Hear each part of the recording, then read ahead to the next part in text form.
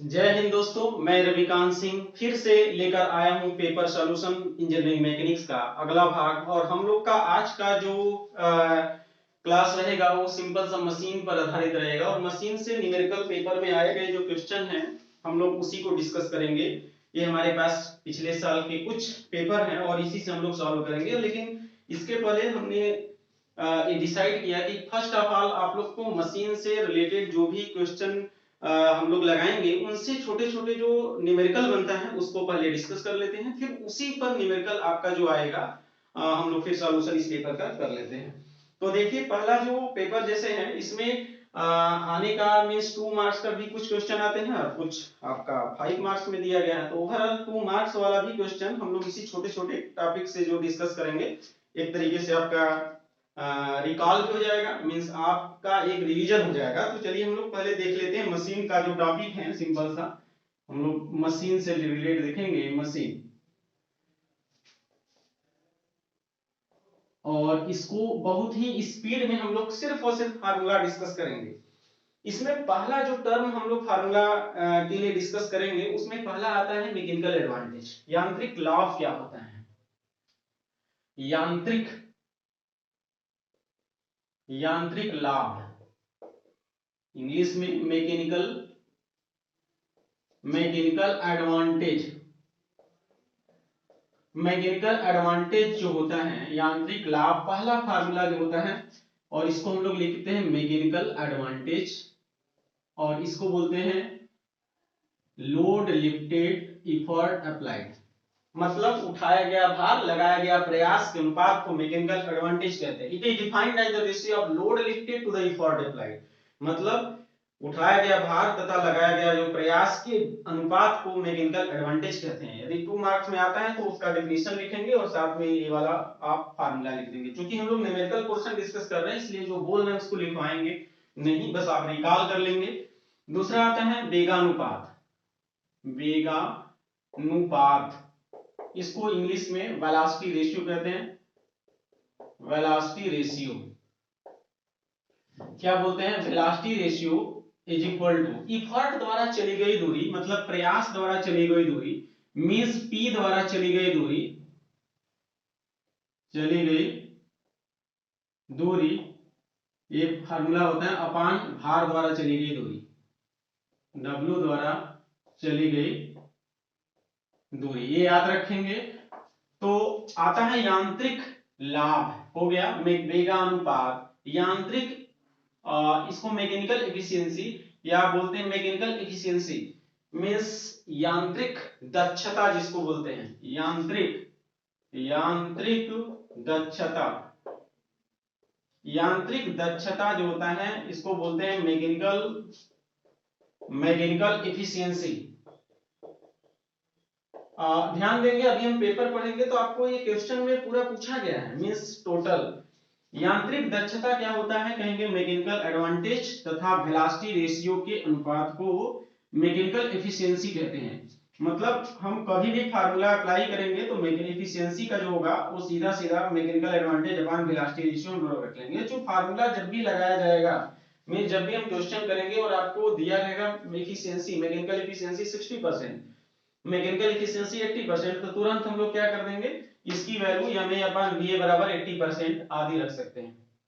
तो ये हम लोग का मेन फार्मूला आपका मैकेनिकल एडवांटेज, वेलोसिटी रेशियो और मैकेनिकल एफिशिएंसी, ये आपका मेन फार्मूला होता है। फिर आगे एक टर्म आता है आदर्श मशीन। क्या होता है आदर्श मशीन? पहले तो मशीन क्या होता है? किसी प्रकार की ऊर्जा को यूजफुल वर्क में बदलता है। मतलब मशीन एक प्रकार का ऐसा डिवाइस है जो किसी प्रकार की जो अवेलेबल हमारे पास एनर्जी है उसको मैकेनिकल वर्क में बदलता है, यूजफुल वर्क में बदलता है। आदर्श मशीन वो मशीन होता है जितना हम इनपुट देते हैं उतना आउटपुट प्राप्त होता है। मतलब घर्षण में किसी प्रकार का कोई आपका एफर्ट नष्ट नहीं होता है।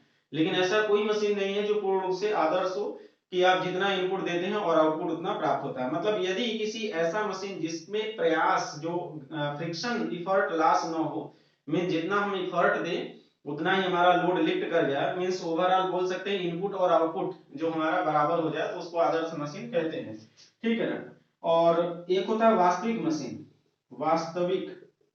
मशीन। वास्तविक मशीन वह मशीन होता है जिसमें आउटपुट एनर्जी का मान इनपुट एनर्जी से कम आता है, मींस कुछ इफर्ट आपका फ्रिक्शन में लॉस हो जाता है। तो फ्रिक्शन में कितना इफर्ट लॉस होता है तो उसको हम बोल सकते हैं क्या, मतलब फार्मूला घर्षण में नष्ट प्रयास बराबर क्या होता है, एक फार्मूला हम लोग यूज करेंगे, घर्षण में नष्ट प्रयास, घर्षण में नष्ट प्रयास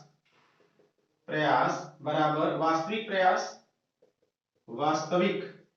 प्रयास माइनस आदर्श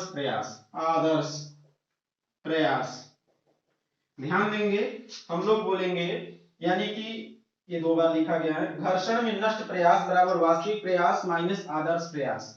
क्यों, अब बताएंगे, क्योंकि वास्तविक जो हमारा मशीन है उसमें जो एनर्जी आउटपुट एनर्जी होता है वो इनपुट एनर्जी से कम होता है, यानी बोल सकते हैं जो हमारा पास आउटपुट आ रहा है वो इनपुट से कम आ रहा है, तो इनपुट जो दे रहे हैं उतना लॉसेस कुछ जगह पर होता है जिसको हम लोग बोलते हैं घर्षण फ्रिक्शन लॉसेस होता है। तो ये जो हम लोग आदर्श मशीन वह मशीन होता है जिसकी आउटपुट और इनपुट दोनों बराबर होते हैं और इस प्रकार उसकी इफिशियंसी 100% माना जाता है। लेकिन वास्तविक मशीन वह मशीन होती है जिसकी इफिशियंसी 100% नहीं होता है, मींस वो 100% से बिलो होता है। मतलब यहाँ पर बोल देंगे, यदि हम लोग इफिशियंसी 100% यहाँ मान लें, इस फार्मूला में यदि 100% इफिशियंसी मान लें तो जाहिर सी बात है यहाँ पर सीधा सीधा लिख सकते हैं कि मैकेनिकल एडवांटेज और वेलोसिटी रेशियो बराबर हो जाएंगे। तो इस प्रकार से आदर्श मशीन के केस में हम लोग बोलेंगे कि इसकी इफिशियंसी कितना हो जाएगा, 100% होता है, जिसकी इनपुट एनर्जी आउटपुट एनर्जी के बराबर होता है। इनपुट एनर्जी जो होता है, जो दिया गया ऊर्जा है बराबर होता है आउटपुट प्रदत्त ऊर्जा, मतलब जो प्राप्त होता है आउटपुट एनर्जी आपस में बराबर होता है। आप ध्यान देंगे ये फार्मूला इतना आपको यूज होगा हमारी इस न्यूमेरिकल में, ठीक है ना। एक और आता है जिसको नाम बोला जाता है मशीन का नियम। मशीन का नियम हम लोग डिस्कस करते हैं, मशीन का नियम क्या है, ठीक है ना।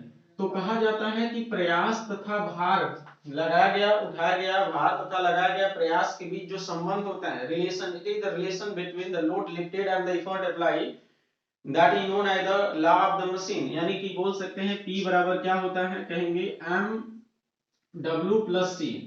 mw एक प्रकार से घर्षण कांस्टेंट है, मींस घर्षण स्थिरांक है। m एंड c क्या है, घर्षण स्थिरांक, ठीक है ना, स्थिरांक है, that is the friction constant. तो ये 2 मार्क्स में दिया आता है। तो भी एक आता है मैक्सिमम, अधिकतम मैकेनिकल एडवांटेज, अधिकतम मैक्सिमम मैकेनिकल एडवांटेज मतलब यांत्रिक लाभ, अधिकतम यांत्रिक लाभ, ठीक है ना। हम लोग डिप्लोमा और आईआरटी को दोनों को फोकस किया जा रहा है, इसलिए हम लोग हिंदी में पढ़ रहे हैं। अधिकतम मैक्सिमम मैकेनिकल एडवांटेज का वैल्यू जो होता है, जैसे यहाँ पर हम लोग लिख सकते हैं यम ए मैक्स की वैल्यू जो हम डायरेक्ट लिखा जाता है 1/m। ये फार्मूला हम लोग बता रहे हैं, बस प्रूफ नहीं बताया जा रहा है, क्योंकि प्रूफ के लिए हम लोग बस आपको याद दिला रहे हैं कि ma की वैल्यू, क्योंकि होता कैसे है, ma बराबर w/p और p की वैल्यू आप लोग मशीन के नियम से रख देंगे और यहाँ से हम लोग w ऊपर नीचे डिवाइड करते हैं तो ये वाला फार्मूला बन जाता है। अधिकतम मैकेनिकल लाभ हो गया, फिर उसके बाद अधिकतम यांत्रिक दक्षता भी होता है, अधिकतम यांत्रिक दक्षता, इसकी वैल्यू होता है 1/m इंटू VR होता है। मतलब मैक्सिमम की वैल्यू जब भी हम लोग फार्मूला लगाएंगे तो ये फार्मूला हो जाएगा। अब देखिए कितने फार्मूला आपके पास प्राप्त हुए, एक फार्मूला यहाँ पर याद करेंगे, एक हम लोग वेलोसिटी रेशियो का ध्यान देंगे और एक हम लोग एफिशिएंसी का ध्यान देंगे। आदर्श मशीन और वास्तविक मशीन को जानकारी में रखेंगे तो हम लोग को ये फार्मूला न्यूमेरिकल में लगाने को मिल जाएगा। घर्षण में नष्ट प्रयास आपके एग्जाम में पूछा जाता है तो आप आराम से वास्तविक प्रयास में से हम आदर्श प्रयास को घटा देंगे, जैसे निकालेंगे आप बिल्कुल एकदम बने रहेंगे। तो ओवरऑल पूरा आपका एक मशीन का जो न्यूमेरिकल पोर्शन है वो एकदम क्लियर हो जाएगा। क्योंकि डेरिवेशन नहीं कर रहे बट आपको एक लिस्ट इतने फार्मूला हम लोग यूज करेंगे, ये पहला पार्ट हम मानते हैं कि ये जो हम बेसिक मशीन का पहला फार्मूला डिस्कस करते हैं। आगे हम लोग सिर्फ और सिर्फ इसी का एप्लीकेशन बेस्ड पढ़ेंगे और वो है जैसे सपोज कि हम पुली की बात करेंगे, पुली में कुछ फार्मूले हैं और पुली में जैसे फर्स्ट सिस्टम ऑफ पुली है, सेकंड सिस्टम ऑफ पुली है, थर्ड सिस्टम ऑफ पुली है, बस उसका मैकेनिकल एडवांटेज वेलोसिटी रेशियो तब बराबर होता है जब मशीन हमारा आदर्श मशीन हो। तो ओवरऑल हमको सिर्फ और सिर्फ उन सभी केसेस में means first system of pulley, second system of पुली, पुलियों का प्रथम निकाय, द्वितीय निकाय और तृतीय निकाय में हम सिर्फ और सिर्फ वेलोसिटी रेशियो याद कर लेंगे फार्मूला में, तो हमारा न्यूमेरिकल वाला पोर्शन काम चल जाएगा। मतलब पुली में प्रथम फर्स्ट सिस्टम ऑफ पुली जैसे देखेंगे मतलब ओवरऑल, तो सिर्फ और सिर्फ हमको वेलोसिटी रेशियो डिस्कस करना होगा। जैसे बात करते हैं पुली की, और इसको क्या बोलेंगे, पुली।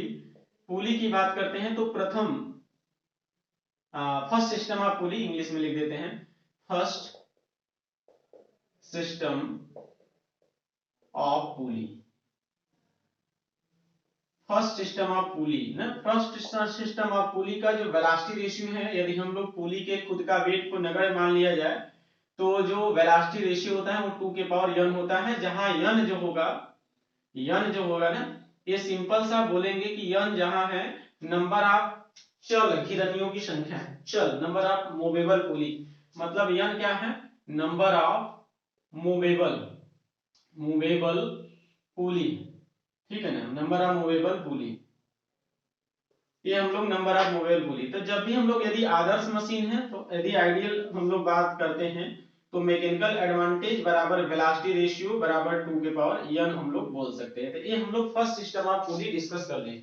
Second system of pulley simple सा वेलोसिटी रेशियो आपका सीधा सीधा n के बराबर हो जाता है। सेकेंड सिस्टम ऑफ पुली में, सेकेंड सिस्टम ऑफ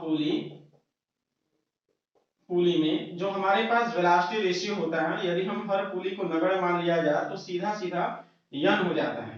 क्या हो जाता है, n आपका हो जाता है ना। यदि हम थर्ड सिस्टम ऑफ पुली की बात करें, थर्ड सिस्टम ऑफ पुली, इन सभी में हम खुद के पुली के वेट को क्या करते हैं, निगण्य। वेलोसिटी रेशियो जो होता है 2 के पावर n माइनस 1। तो हम इन सभी फार्मूले को पुली के टर्म में याद करेंगे कि फर्स्ट सिस्टम ऑफ पुली में वेलोसिटी रेशियो कितना होता है, सेकंड सिस्टम ऑफ पुली में वेलोसिटी रेशियो कितना होता है, थर्ड सिस्टम ऑफ पुली में वेलोसिटी रेशियो कितना होता है। ये हम लोग फार्मूला यूज करेंगे अपने न्यूमेरिकल में। आगे आता है जो है वेस्टर्न डिफरेंशियल पुली, ये रिवाइज करा रहे हैं इसलिए हम लोग बहुत स्पीड में इसको डिस्कस कर रहे हैं। बाकी ऐसा क्लास नहीं है, नहीं तो क्लास रहता तो आपको फिर से एक एक चीज को प्रूव कराया जाता। क्योंकि हम लोग न्यूमेरिकल पढ़ेंगे इसलिए न्यूमेरिकल को थोड़ा सा याद दिला दे रहे हैं। एक होता है वेस्टर्न डिफरेंशियल पुली, वेस्टर्न डिफरेंशियल पुली। इसको जैसे इसका पेपर में भी क्वेश्चन इससे पूछा जाता है, वेस्टर्न डिफरेंशियल पुली, वेस्टर्न डिफरेंशियल पुली। इसका वेलोसिटी रेशियो आता है, बड़ा इंपॉर्टेंट होता है, ये पूछा भी जाता है। वेलोसिटी रेशियो कहेंगे 2d/d 1d माइनस d, और d क्या है, बड़े पुली का व्यास, यानी बड़े पुली का व्यास, diameter of larger pulley, and d equal to छोटे पुली का व्यास, डायमीटर ऑफ स्मॉलर पुली ना। ये हम लोग फाइनल हो गया। 2d/d माइनस d कर लेंगे। आगे एक और आता है जिसका नाम है सिंपल व्हील एंड एक्सल, यानी साधारण धुरा तथा पहिया। Simple wheel and axle, simple wheel and axle,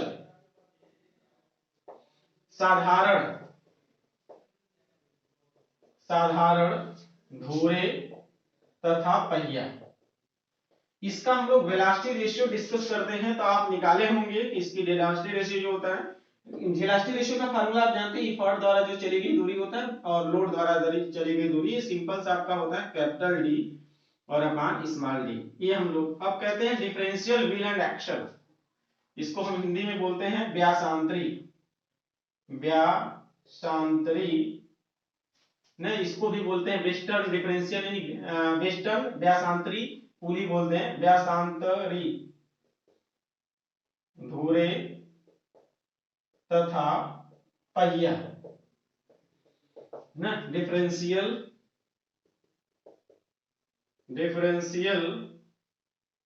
wheel and axle.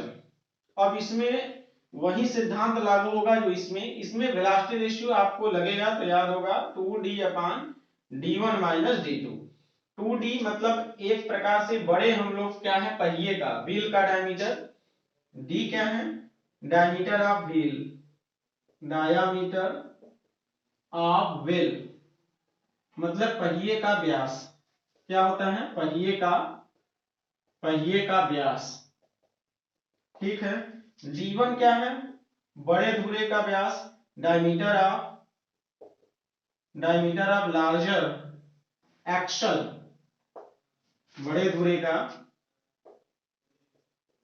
का व्यास, और D2 क्या है छोटे डायमीटर ऑफ स्मॉलर एक्सल, छोटे धुरे का व्यास, छोटे धुरे का व्यास। ये तब अच्छा लगेगा जब आप एक बार अपने से कभी मतलब अच्छे से पढ़े होंगे और तब आपको धीरे धीरे दिमाग में एकदम सेटल किया जाता है कि बस तुरंत हम लोग क्वेश्चन पेपर का करने वाले हैं, ये सब आपको याद दिमाग में करेंटली रखना पड़ेगा। एक हम लोग डिफरेंशियल व्हील एंड एक्सल पढ़ लिए, इसको बसांतरी धुरे तथा पहिया कहा जाता है। हमने इसमें कितने फार्मूला पढ़े, एक फार्मूला, दो फार्मूले, तीन फार्मूले, इससे सभी पर क्वेश्चन आते हैं।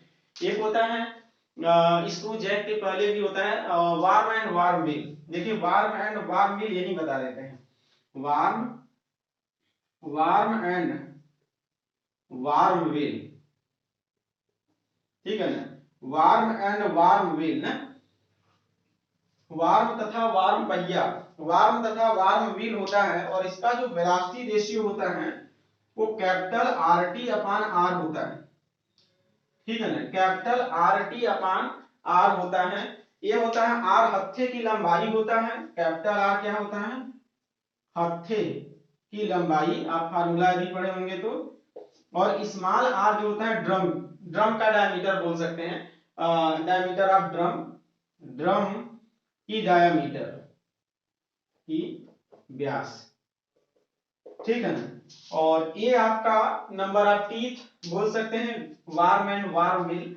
वार्म एंड वार्म व्हील एक प्रकार का बोलते हैं वार्म, और एक होता है वार्म व्हील, मतलब जिसको व्हील जो पहिया होता है और एक वार्म होता है जिसपे थ्रेड कटे रहते हैं, एक पर थ्रेड कटे रहते हैं और एक पर हमारा दांते इस प्रकार से कटे रहते हैं, मतलब चूड़ी और दाता दोनों होता है। तो सिंपल सा फार्मूला जब डिराइव किए होंगे तो ये हम लोग फार्मूले के तौर पर यूज करेंगे।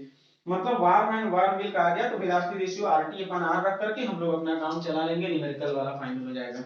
इसके बाद जो आता है एक आपका, एक होता है सिंपल साधारण स्क्रू जैक और दूसरा होता है कंपाउंड स्क्रू जैक। यहीं पर हम लोग फार्मूला सेकंड पार्ट वाला पूरा कर लेते हैं।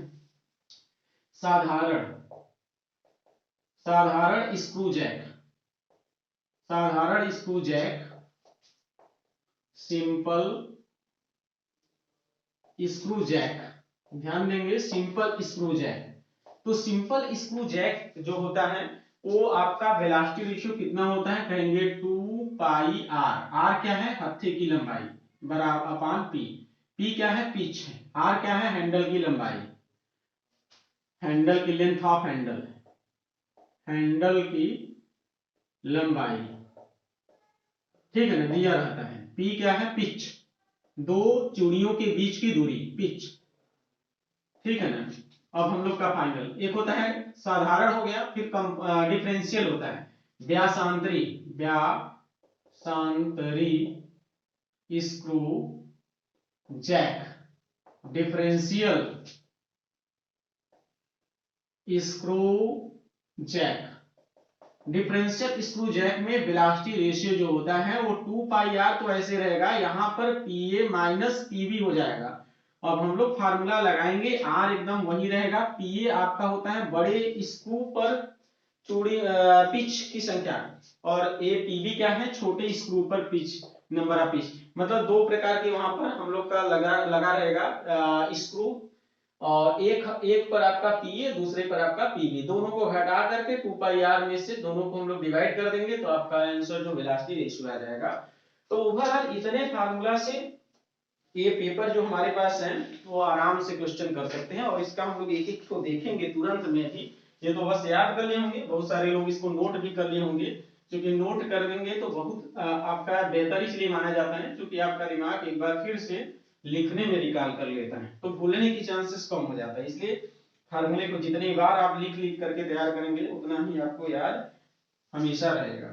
चलिए इसको क्वेश्चन पढ़ते हैं और क्वेश्चन को आगे हम लोग कंटिन्यूअस करते हैं। आप लोग कैसियो से हल करेंगे और हल करने के बाद जो आपका आंसर आएगा वो कमेंट बॉक्स में जरूर लिखेंगे और लोग को ये शेयर कर देंगे वीडियो को, ताकि और लोग को बेनिफिट हो जाए सेमेस्टर एग्जाम में। ये बहुत ही इंपॉर्टेंट माना जाता है, बहुत ज्यादा कठिन चैप्टर नहीं होता है, सिंपल सा यदि आप समझ लेंगे तो हर एक लोग इस चैप्टर वाले क्वेश्चन को लगा लेंगे। देखिए कह रहा है कि कह रहा है क्वेश्चन नंबर थियरी में तो आप लोग कर लेना, घिरनियों के प्रथम निकाय का वेगानुपात का सूत्र उत्पन्न करिए, ऐसा क्वेश्चन है। और इसमें नेक्स्ट यदि इसमें देखा जाए तो लिखा है कि कह रहा है कि फर्स्ट सिस्टम ऑफ पुली, पहले फर्स्ट सिस्टम ऑफ पुली पर ही क्वेश्चन दिया है। कह रहा है कि घिरनियों के प्रथम निकाय में 4 चल घिरनियां लगी हैं। नंबर ऑफ मूवेबल पुली कितना दिए हैं, जैसे हमारा क्वेश्चन हो गया, ये हम लोग सॉल्यूशन लिख दिए, सॉल्यूशन। तो नंबर ऑफ मूवेबल पुली कितना है, 4, ठीक है। नंबर ऑफ मूवेबल पुली 4 है। इफ द एफर्ट, हिंदी में पढ़ते हैं, 100 न्यूटन का प्रयास, चलिए प्रयास हम कितने का लगा दिए, पी की वैल्यू 100 न्यूटन, 100 न्यूटन, ठीक है।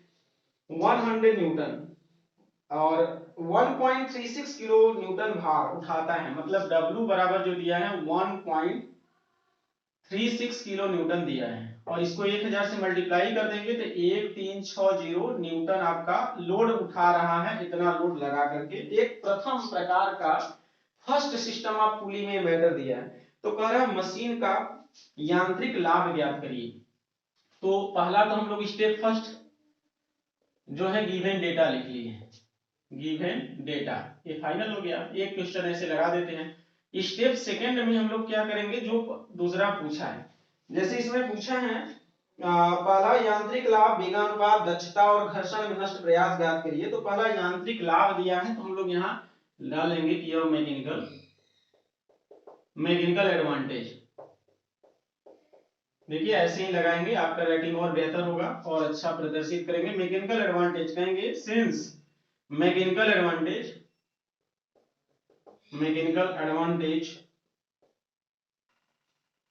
ma is equal to W upon P, load lifted to the effort applied ना, चाहे तो आप फार्मूला लिख सकते हैं, load lifted upon effort applied, तो और अच्छा माना जाता है, मतलब W अपॉन P। तो फार्मूला देखने में बेहतर होगा। और W की वैल्यू आपका दिया है कितना, 1360, ठीक है ना, अपॉन P आपका 100। तो जब इसको भाग देंगे तो ये हो जाएगा 13.6 आपका न्यूटन मैकेनिकल एडवांटेज। पहला आंसर हम लोग इसको लिख देंगे, ठीक। दूसरा कैसियो का भी काम नहीं चलना तो वैसे ही चला देते हैं। दूसरा होता है दक्षता, एफिशिएंसी क्या होता है, नहीं वेगानुपात पूछा है। चलिए स्टेप सेकंड में हमारा क्या है, वेगानुपात, वेलोसिटी रेशियो, ठीक है ना। हम कहेंगे सिंस, मतलब चूंकि निगलेक्ट वेट के साथ velocity ratio of first system of पुली, मतलब चूंकि प्रथम निकाय वाले पुली का वेगानुपात वेलोसिटी रेशियो बराबर 2 के पावर n होता है, और इस प्रकार से 2 के पावर n का पावर 4 है, तो आप रख देंगे तो हो जाएगा 2 गुना 4 गुना 8 गुना 16, ये आपका वेलोसिटी रेशियो हो गया। हम लोग इसको आंसर नेक्स्ट कर देंगे। आगे आते हैं इसमें, पहला step, second step, third step में। थर्ड स्टेप में तीसरा में जो पूछा गया होगा उसको लगा लेंगे। फिर कह रहा है दक्षता ज्ञात करो, एफिशिएंसी, कहेंगे एफिशिएंसी। इफिशियंसी मतलब दक्षता क्या होता है, कहेंगे सिंस एफिशिएंसी, मैकेनिकल मतलब यांत्रिक दक्षता, इफिशियंसी मैकेनिकल एफिशिएंसी बराबर होता है mechanical advantage upon velocity ratio. अब मैकेनिकल एडवांटेज जो होगा, हमने जैसे 13.6 कर दिए और वेलोसिटी रेशियो आपका 16 हो गया, तो हम लोग कैसियो लेंगर के आराम से 13.6 डिवाइडेड बाई 16 कर देंगे, जो आएगा जैसे 0.85 आ गया, तो हम लोग इसको बोलेंगे इफिशियंसी 85% आपका हो गया। ये आपका नेक्स्ट आंसर हो गया। तो हम लोग पहला निकाले कि भैया मैकेनिकल एडवांटेज क्या है, वेलोसिटी रेशियो क्या है, फिर हमने एफिशिएंसी निकाल लिया। आगे पूछा है क्या, घर्षण में नष्ट प्रयास ज्ञात करिए, यानी नेक्स्ट स्टेप फोर्थ, यानी कि घर्षण में नष्ट प्रयास, ठीक है ना, losses of effort, losses of effort due to friction, losses of effort due to friction, यानी घर्षण में नष्ट प्रयास आपको ज्ञात करना है। आप जानते हैं घर्षण में नष्ट प्रयास, प्रयास बराबर वास्तविक प्रयास, वास्तविक प्रयास माइनस आदर्श प्रयास। आप जानते हैं प्रयास हम लोग का एक दिया है कि भैया इतना लगा करके, जो कि चूंकि आप जानते हैं, जानते क्या है, जैसे हम लोग बोलेंगे वेलोसिटी मैकेनिकल एडवांटेज बराबर वेलोसिटी रेशियो ना, हम लोग आदर्श मशीन के लिए कह देंगे यहां पर, माना आदर्श मशीन के लिए इफर्ट, माना आदर्श मशीन, मशीन पर लगा प्रयास P डैश, ठीक है ना, तो हम लोग W अपान P डैश बराबर वेलोसिटी रेशियो, अब हमको P डैश की वैल्यू यहां से निकाल लेंगे, W अपान वेलोसिटी रेशियो, W की वैल्यू कितना है, ये आपका हो जाएगा 1360 अपान वेलोसिटी रेशियो की वैल्यू निकाले हैं कहीं पर, आपका 16 हो जाएगा।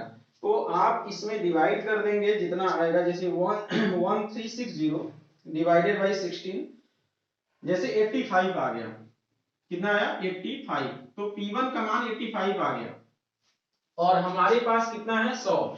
अब हम लोग घर्षण में नष्ट प्रयास यदि हम निकालेंगे यहां पर, तो इस प्रकार, इस प्रकार ना, नष्ट प्रयास, नष्ट प्रयास कितना हो जाएगा P माइनस P1 या P डैश जो भी होगा, तो हमारे पास 100 है माइनस 85 है, आप 100 में से घटा दीजिए माइनस करके, और जो आएगा जैसे 15 आ गया, तो इसको हम लोग 15 हम आंसर दे देंगे, ठीक है ना। नष्ट प्रयास इतना न्यूटन क्या है, आंसर है 15 न्यूटन, इसको आंसर के तौर पर लिख देंगे।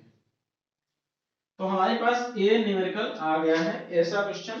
तो ये सभी फार्मूले पर डिपेंड है, यदि आपको फार्मूला याद है तो बहुत ज्यादा इसमें दिमाग नहीं लगाना है, ठीक है ना। एक तो हम लोग इसको हटा देते हैं, ये हम लोग सॉल्व कर चुके हैं, और इस पे आपका इस वाले में क्वेश्चन में देखा जाए, इस वाले क्वेश्चन में हाँ देखिए दिया है 2 नंबर का, ये वाला तो 5 नंबर में शायद क्वेश्चन है, ये वाला भी जो पढ़ेंगे वो 2 मार्क्स है, तो 2 मार्क्स वाला क्वेश्चन भी 2 मार्क्स लायक ही रहेगा, इतना ये नहीं कि बहुत ज्यादा ही कठिन पूछता है। चलिए इसको मिटाते हैं और आगे हम लोग क्वेश्चन देखते हैं। ये है वेस्टर्न डिफरेंशियल पुली पर आगे वाला शायद क्वेश्चन पूछा गया है, ठीक है ना।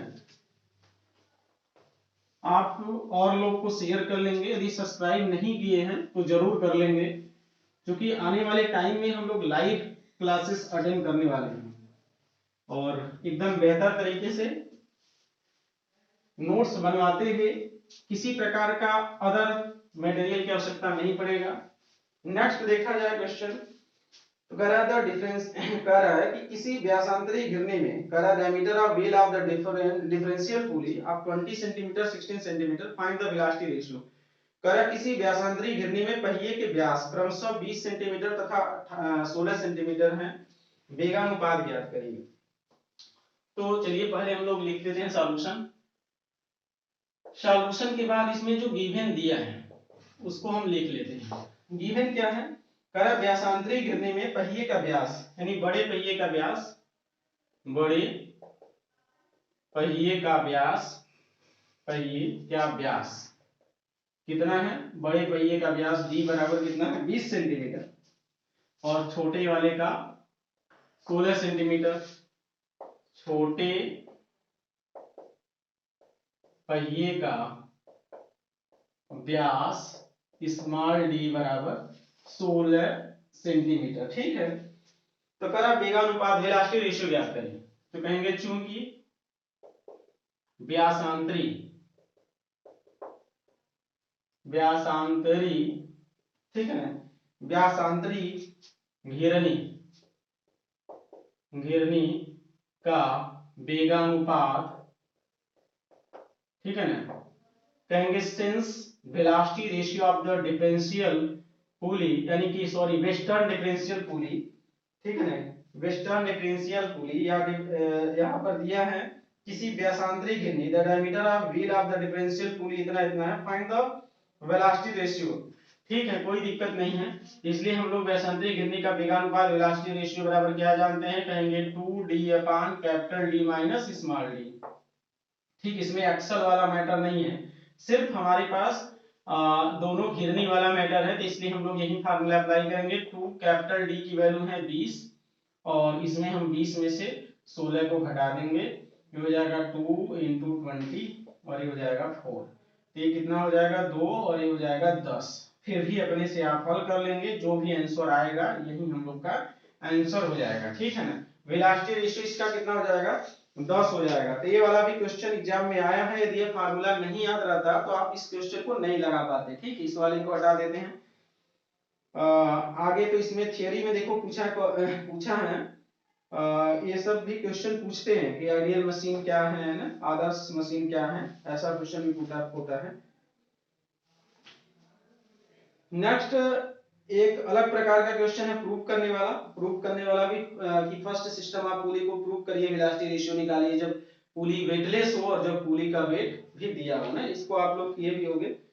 आगे बड़ा ही बेहतरीन क्वेश्चन फिर से मिलना है कि what is the machine, machine क्या है, कर मशीन क्या है, right the short note of the mechanical advantage velocity ratio and efficiency of machine. इतना पूछ दिया 5 नंबर में, फिर आगे उसी में कह रहा है in a western differential pulley the radius of bigger pulley is 15 cm and the radius of smaller pulley 14 cm। Radius दिया, कोई दिक्कत नहीं है।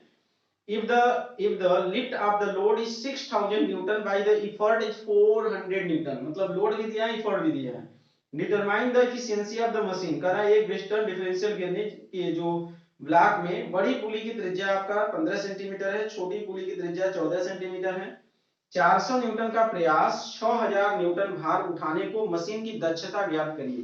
तो पहले तो आप जो जो दिया है वो सब लिख लेंगे, तो आपको एक आइडिया लग जाता है कि क्या दिया है और हमको क्या पूछा जा रहा है और किस प्रकार से हम फार्मूला लगाएंगे। ठीक है ना, तो हम लोग इसको मिटा करके आगे क्वेश्चन इसको देखते हैं, इस क्वेश्चन को आगे देखते हैं।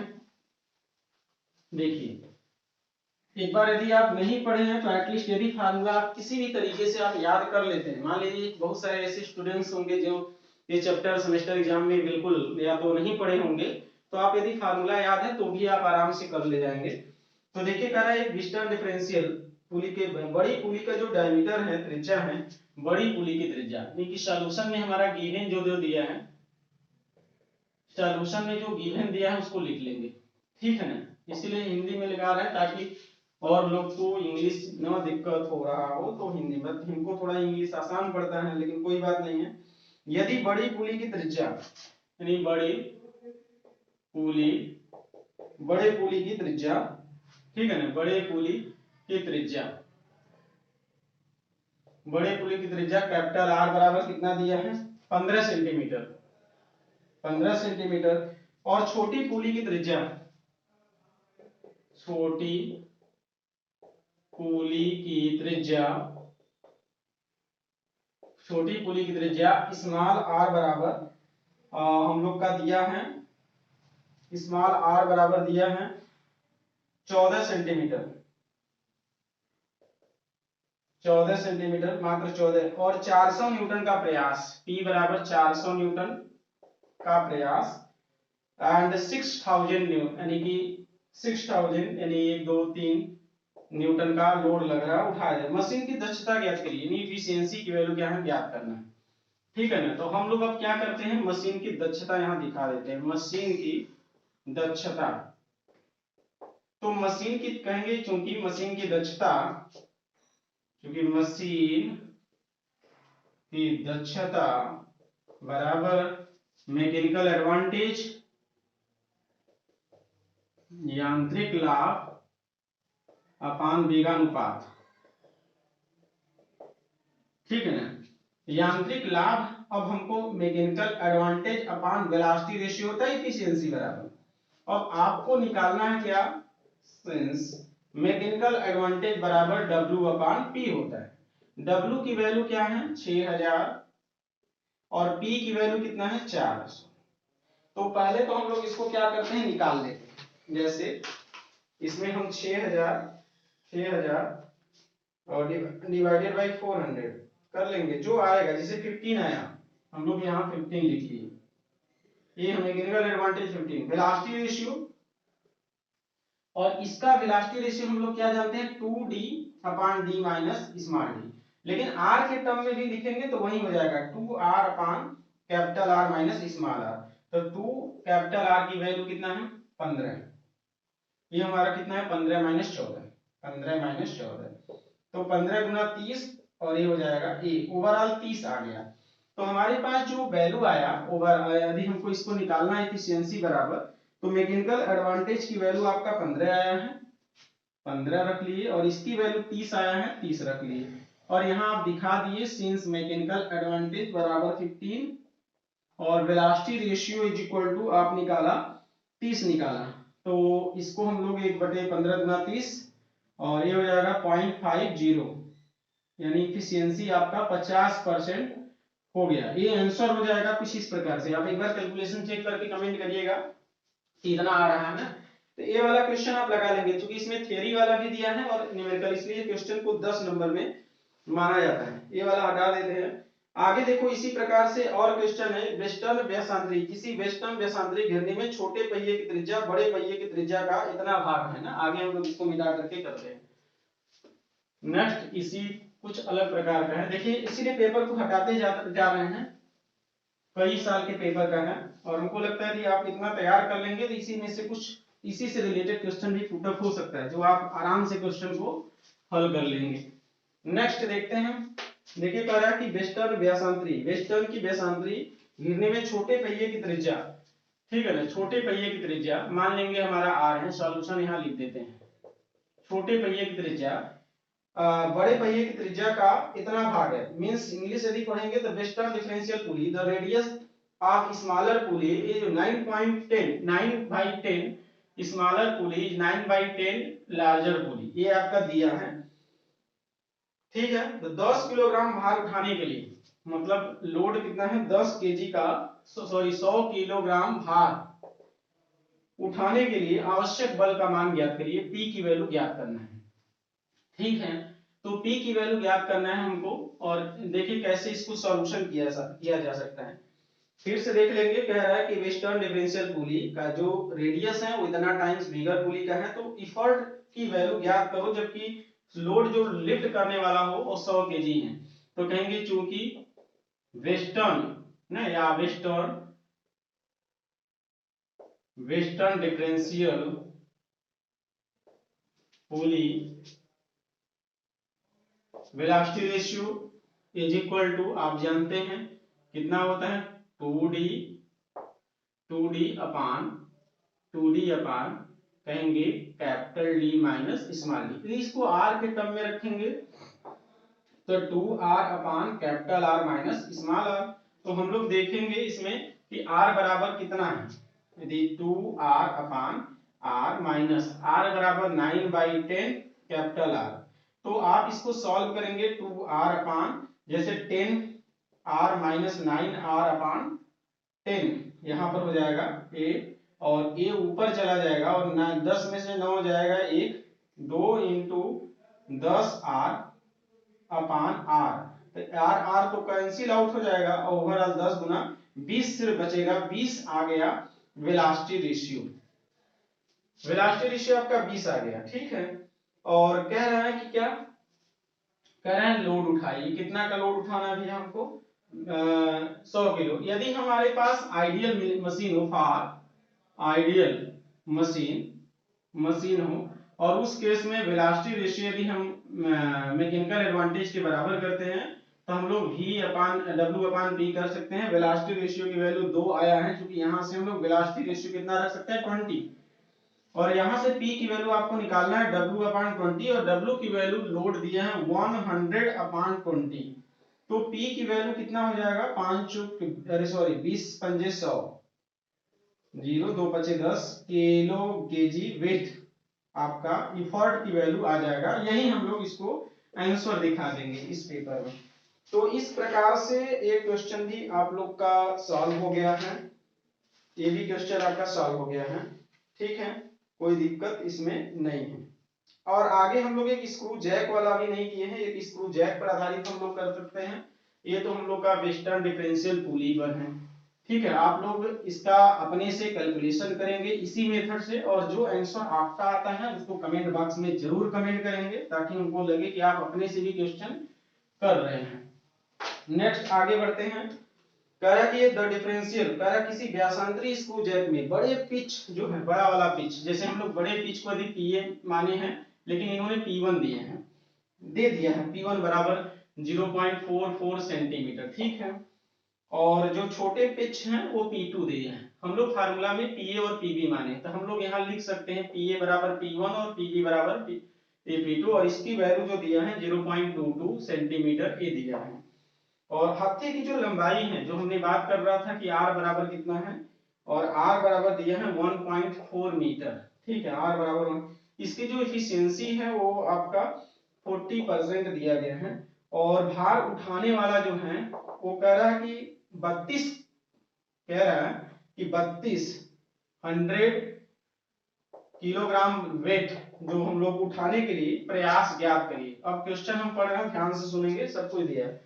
किसी व्यासांतरी स्क्रू जैक में बड़े पिच का व्यास P1 0.44 सेंटीमीटर, छोटे पिच का व्यास जो है वो P2 0.22 सेंटीमीटर दिया है। हत्थे की लंबाई R दिया है 1.4 मीटर है, ऐसे दिया ही क्वेश्चन है। एंड दक्षता एफिशिएंसी ईटा 100, अरे सॉरी 40 सेंटीमीटर 40% है, ये 40% है। और 3200 किलोग्राम भार उठाने के लिए आवश्यक प्रयास का मान ज्ञात करिए। इसको आपको हल करना है। ठीक है, केसीओ के साथ हम लोग हल करेंगे। फर्स्ट ऑफ ऑल हम लोग वेलोसिटी रेशियो का फार्मूला लगाएंगे 2 पाई r अपान pa माइनस pb। हम पहले देखेंगे सभी की यूनिट, जो r की यूनिट है मीटर में, ये सेंटीमीटर है, किसी एक में सभी को बदलेंगे। मान लेते हैं हम सभी को mm में बदल लेंगे, 4.4 mm हो जाएगा, और ये वाला हो जाएगा 2.2 mm हो जाएगा, और इसके बाद ये हो जाएगा 1400 mm हो जाएगा। अब हम वैल्यू को यहाँ पुट करेंगे, 2 पाई r की वैल्यू है 1400 और अपान पीए की वैल्यू है 4.4 माइनस 2.2। आप कैसियो से हल कर लेना, देखो कैसे करेंगे। करेंगे करेंगे 2, फिर शिफ्ट के साथ पाई की बटन दबाएंगे और इनटू 1400 कर देंगे आंसर के साथ। फिर हम लोग 4 पॉइंट डिवाइड करेंगे, 4.4 माइनस 2.2। ये जो आ रहा है वो आपका कितना आ रहा है 399, जो वैल्यू है वो 3998.39। आप लोग भी सॉल्व कर लेना, वेलोसिटी रेशियो हमारा इतना आ रहा है। फिर अब जानते हैं एफिशिएंसी क्या होता है, कहेंगे mechanical advantage upon velocity ratio. Mechanical advantage बराबर क्या होता है, eta into velocity ratio. Mechanical advantage की वैल्यू W अपॉन P होता है, ईटा इनटू वेलोसिटी रेशियो। हमको P की वैल्यू कैलकुलेट करना है, आप W upon eta into velocity ratio रख देंगे। W की वैल्यू यहां से हम लोग वैल्यू देखेंगे तो ये हो जाएगा 3200, और ईटा की वैल्यू जो है वो आप इसको कन्वर्ट कर लेंगे 0.4 में, तो यहाँ 0.4 में, और वेलोसिटी रेशियो आप यहां से रख देंगे 3998.39। ये आपका हो जाएगा। हम लोग 3200 में डिवाइड करेंगे, नहीं पहले तो 0.4, 3200 डिवाइडेड बाई ए। तो ये जो वैल्यू आ रहा है वो सिंपल से कितना आ रहा है 2 पॉइंट समथिंग आ रहा है। कितना आ रहा है 2 पॉइंट समथिंग, तो 2.000 समथिंग आ रहा है पी की वैल्यू। तो देख लेंगे केजी वेट आपका आएगा, यदि लग रहा होगा तो एक बार फिर से चाहे तो हम डिवाइड कर लेंगे। ठीक है ना, फिर से हम लोग डिवाइड करेंगे तो इतना ही आपका 2 पॉइंट समथिंग आ रहा होगा। तो इफर्ट की वैल्यू हम लोग आंसर कर लेंगे। आप एक बार कैसियो से हल करना सभी लोग, और उसके बाद जो आपका आंसर आ रहा है वो हमको कमेंट करके बताएंगे। तो ये आज तो हम लोग देखे थे जो पेपर का सबसे जो हाईलाइटेड जो क्वेश्चन है, और मशीन से रिलेटेड, चाहे वो स्क्रू जैक पर हो, चाहे वो वेस्टर्न डिफरेंशियल पर हो, चाहे सिस्टम ऑफ पुली पर हो, इन सभी से लिए और मैंने फार्मूला भी आपको रिवीजन करा दिया हूँ। बस आप आराम से इसको एक बार रिकॉल अपने से कर लेंगे, अपने से कैसियो से हल कर लेंगे कि आंसर क्या यही आ रहा है या कैसियो से कहीं दिक्कत में आंसर है। तो अपने से हल करिएगा और आंसर जो आएगा वो कमेंट करके कमेंट बॉक्स में जरूर बताएंगे। आज के लिए बस इतना ही। आप एकदम खूब मेहनत से पेपर की तैयारी करेंगे और नेक्स्ट हम लोग पेपर सॉल्यूशन का आगे ऐसे ही आगे कंटिन्यूअस करते रहेंगे। आप सभी का बहुत बहुत धन्यवाद।